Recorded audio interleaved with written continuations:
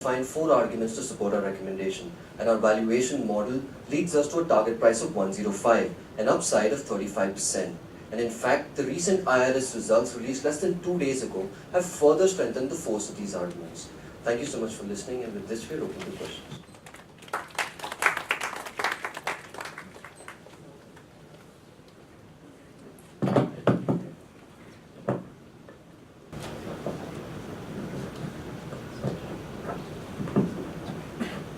The one significant reason why you like HD. So, up till now, we think what's happened is that HT has made these huge investments in Mumbai. They've literally spent 700 crores on this business, and they haven't really been reaping the benefits of that.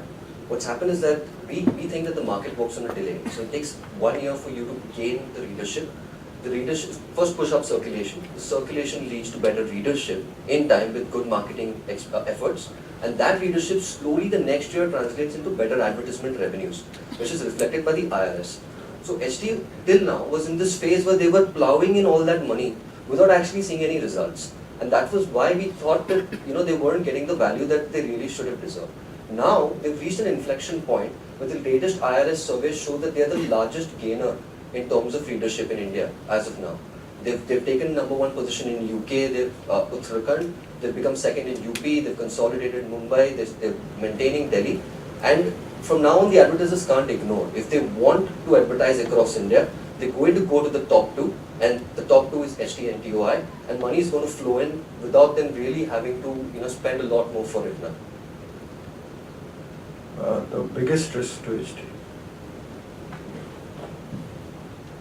So we believe, as we said in our risk slides, that there would be a couple of big risks that HT Media could face.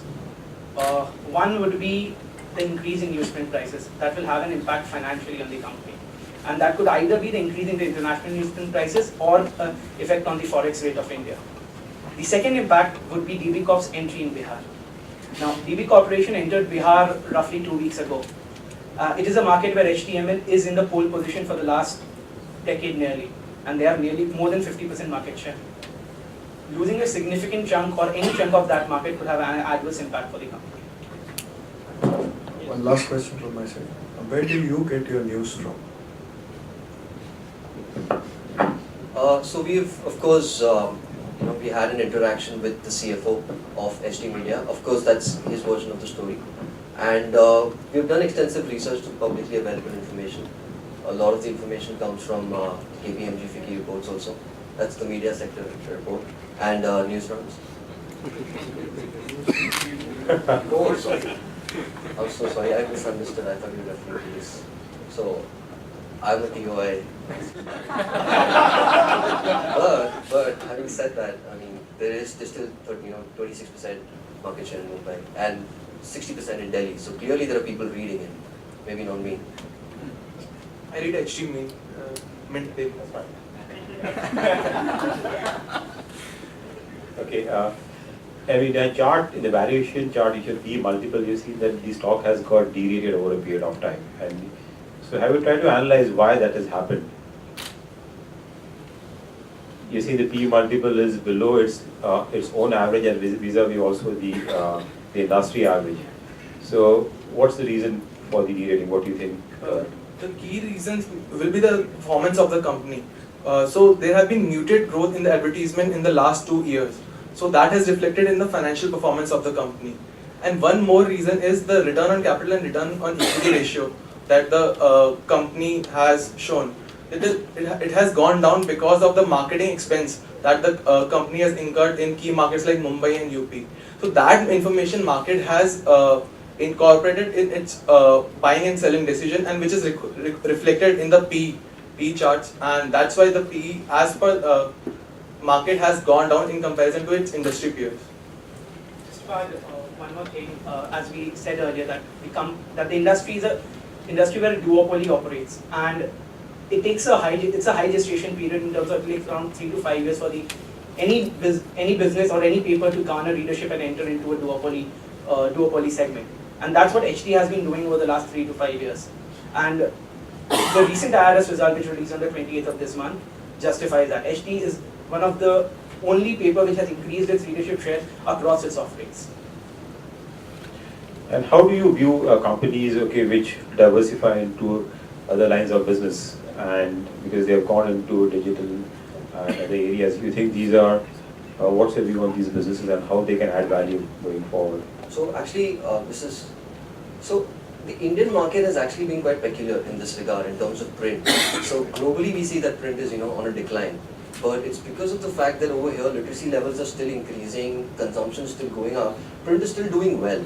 But HT is kind of operating, at least the English paper is operating in the niche audience who are making the transition to other forms of consuming content. So they have to, at this point in time, it's not a question of should they or should they not, it's a question of who gets there first. They have to invest in businesses in digital, internet, radio, because if they put all their eggs in the basket of print and tomorrow print markets, really, take a big hit and follow global cues, they'll find themselves in a spot of bother. So with the internet and digital businesses, you got to start early, you got to invest money, you got to try. Maybe you start 4 businesses, 2 of them work. And so we view that as a positive regard, but we have, in our arguments, we call it the dark horse. We say that's HTML's next big bet. So if they pull that off, it's great for them. Thank you. Gents, help me understand this 70-30 DCF to P multiples of DCF to relative valuation. Why 70-30? So basically we wanted to value company to close to its intrinsic value. So if you see the multiples that have been used, the industry is not homogeneous. So the multiples will not exactly reflect the valuation that HT should get. DB Corp and Jagran are only into Hindi, and other peers, Sun is into television. So to get a correct value, the DCF has been given much more weightage than the multiples approach. And one more reason is because the time the industry is going right now.